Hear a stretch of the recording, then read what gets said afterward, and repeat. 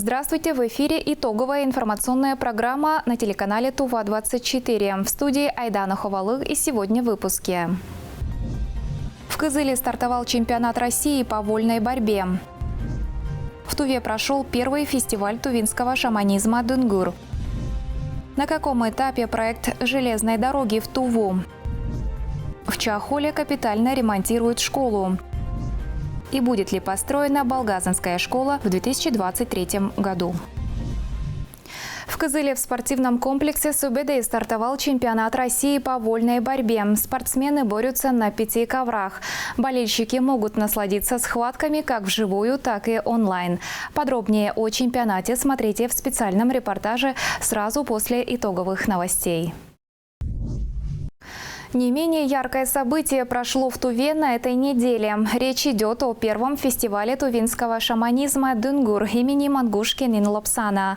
В этнокультурном комплексе Алдынбулак съехались шаманы из разных регионов России.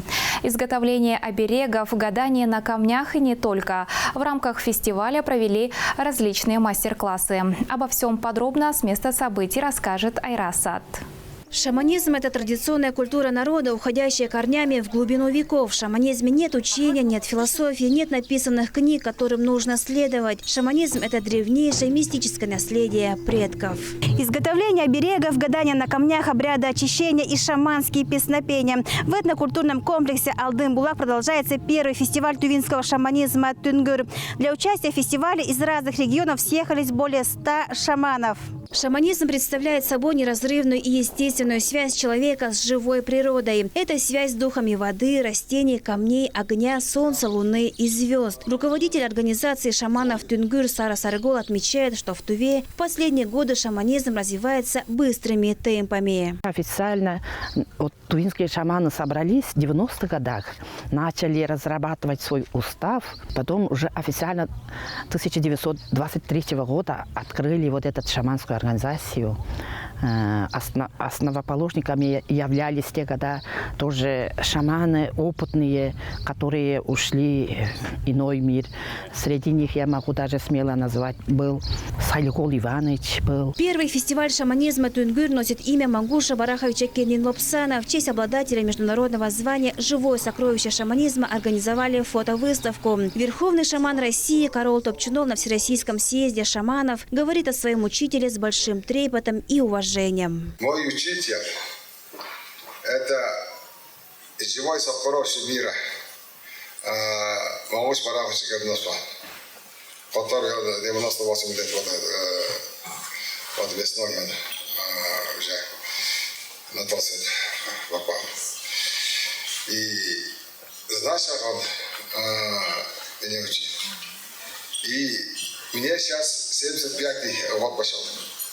У меня к нему, знаешь, какое отношение, почетное отношение, как воевать сам. Для участия в фестивале съехались шаманы из разных уголков страны. Среди них Станислава Гаврилюк из Красноярска. С 2017 года шаманизму научится у Карола Топчунова. Теперь Станислава – шаманка религиозной организации Адыгейран. Кроме того, шаманка занимается изготовлением керамических изделий. Я вот делаю эрины. Мне очень нравится это занятие. То есть я мастер-керамист.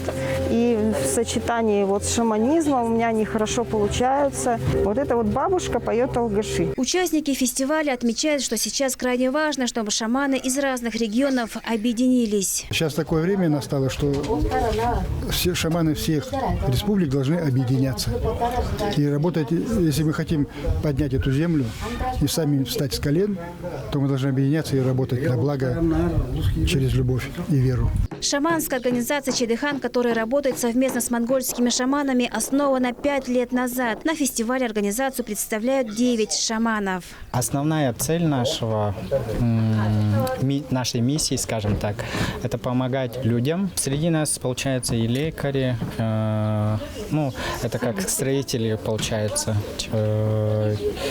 на камнях когда вот есть еще вот именно с монгольской части, получается, есть люди, которые призывают духов, ну, бабушек, дедушек, прабабушек и так далее, вот, вселяют в себя и в трансовом состоянии тоже смотрят людей. Как отмечает шаманка Ялева, в Туве шаманизм прошел тернистый и сложный путь. И именно сейчас то самое время, чтобы возродить, восстановить и передать эти знания. У нас только первый шаг к тому, чтобы возродить все, что было забыто, и взять это все в одну кучу, передать через себя и также передать своим потомкам. Кто он, зачем рожден и как найти свой путь к себе? Ответы на эти и другие вопросы на фестивале помогает найти шаман и целитель Демьян. Призываем предков, род, восстанавливаем истоки рода, то есть все знания рода, открывать сила рода, знания рода, они передают и открывают, то есть и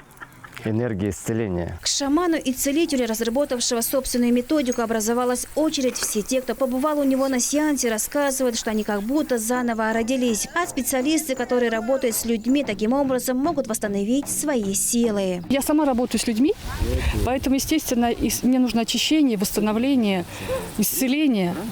Конечно, хоть я сама тренер, я сама работаю проводником. Но вот эти действия здесь на фестивале, они в точку. В программе фестиваля были организованы различные мастер-классы. Верховный шаман России и Тувы Карол Топчунов совместно с другими шаманами прямо сейчас проводит мастер-класс по шаманским песнопениям «Алгыш».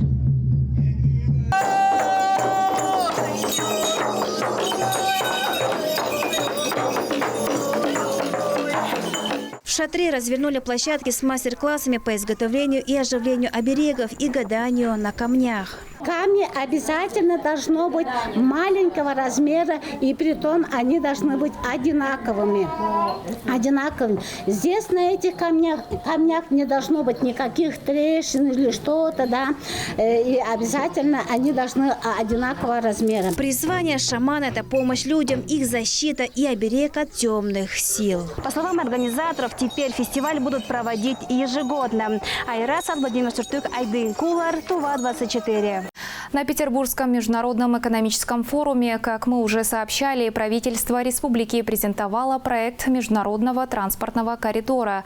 Сегодня эксперты говорят об обновленном проекте строительства железной дороги. Ведь экономический коридор даст выход России и другим странам на Юго-Восточную Азию. И это новая экономическая стратегия. Требуется перезагрузка в транспортно-логистической системе. Как раз вот этот новый коридор меридиональный, то есть от существующей дороги до китайских железных дорог, позволит как раз грузы с таких регионов, как Кузбасс, опять-таки, скажу, Хакасия, большая угледобыча, Красноярский край и даже Иркутская область, они говорят, что они тоже не могут сейчас в восточном направлении свои грузы отправлять. Соответственно, этот грузопоток пойдет через нас. И возникает в Туве новая такая сервисная модель экономики. Да? То есть то, что мы сейчас добываем, то есть мы, компании, точнее, экспортируют через этот коридор с меньшими издержками, то есть у них увеличивается прибыль, соответственно, увеличиваются налоги на прибыль, возможности реинвестирования появляются, то есть как бы это плюс, да. То есть мы даже не расширяем добычу полезных ископаемых на своей территории, плюс мы экспортируем зерно, то, что мы не могли, древесину, то, что не могли вывозить в свое время. А основной доход будет получать республика как раз вот от услуг логистических. Ну, Сингапур так живет, вы знаете, да, то есть многие такие государства, которые находятся на перекрестье вот таких торговых путей, и их основные доходы вот с этого получается. В Чахольской средней школе начался капитальный ремонт. Сумма контракта с подрядной организацией – 28 миллионов рублей. Школу построили в 1980 году. Ежегодно проводился только косметический ремонт. На каком этапе ведутся работы, узнала Алдана Исая.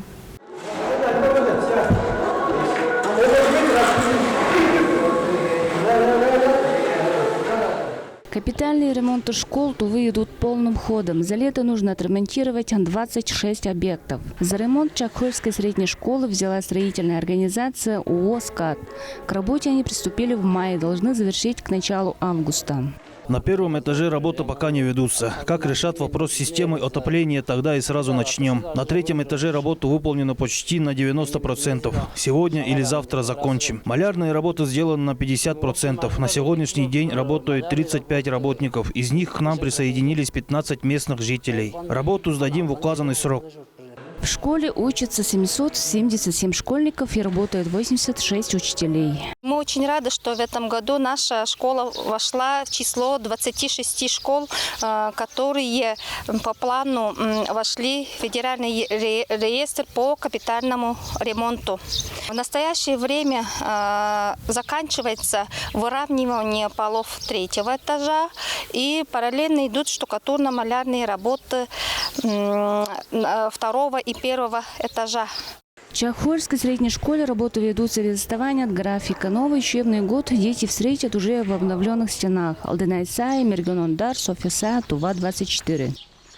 Еще одну школу, но уже в селе Балгазин Тандынского района построят в 2023 году. Сегодня учащиеся вынуждены тесниться в стенах Тувинского агропромышленного техникума, в котором предусмотрено всего 420 мест. Сайгын Бюрбю подробнее. Тувинский агропромышленный техникум в этом году обучает 460 студентов 6 технологиям и 5 профессиям. Из-за того, что образовательное учреждение гостеприимно приняло в свои стены школьников, учебное время было значительно сокращено. Стараемся, чтобы выдать весь материал. И сейчас мы больше ориентируемся на практическое обучение, так как приходится пораньше освобождать учебный корпус. И у нас есть учебные мастерские, программы адаптируем таким образом, чтобы практический час у нас занимало больше времени, учебный процесс. В этой ситуации есть и свои плюсы. За год совместного обучения пошел процесс адаптации. Значительный плюс – это то, что ребята у нас обучаются, и в рамках профориентации мы проводим работу с ними, так как они непосредственно на наших территориях обучаются, они своими глазами видят наши условия, как наши студенты обучаются. Живой наглядный пример стал для многих школьников решающим в выборе специальности по окончанию 9 класса. В этом году 9 классы заканчивает 50 учащихся. Из них большинство изъявили желание здесь остаться, так как ребята каждый день смотрят здесь, в каких обстоятельствах учатся студенты, какие специальности тут. Говорят, в тесноте да не в обиде, но все равно чувствуется, что здания техникума недостаточно для такого количества учащихся. Всего в школе 534 учащихся, из них 270 учащихся учатся в начальных классах. Но мы уже тут 2-й год, поэтому уже привыкаем к этим обстоятельствам. Единственный плюс для учащихся школы – это большая столовая. Раньше столовая занимала место примерно как это фойе. Вместимость столовой техникума 120 мест за один прием, в то время как столовая старой школы вмещала не более 40 детей. В самой школе в этом году проведен основательный ремонт, который в основном устранил причину, по которой она была закрыта. Если честно, я думал, что увижу на месте старой школы развалины, но на мой непрофессиональный взгляд, эта школа может функционировать еще не 1 год.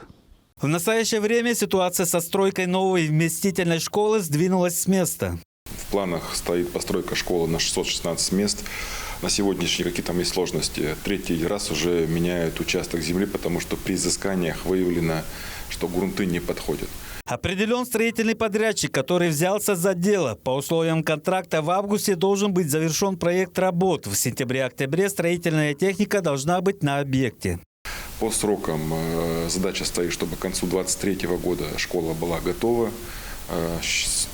Пока никаких переносов сроков разговоров нет, поэтому мы надеемся, что школа в Балгазине появится. Поддержка Минпросвещения есть, поэтому сейчас такой, авральный режим работы, параллельное изыскание, параллельное проектирование, пересчеты.